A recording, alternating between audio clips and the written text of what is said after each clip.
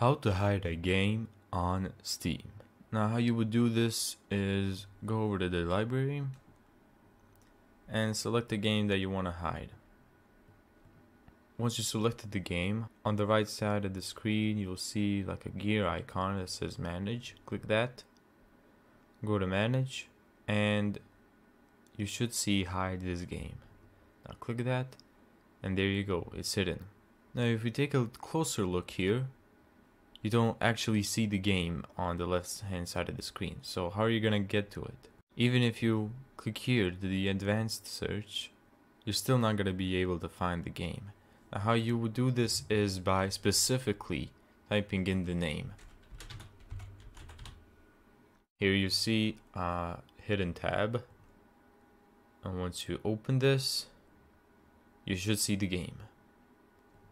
Now the way you would unhide the game is by going to the right hand side of the screen again, and right on top here on top of the banner here, it says hidden.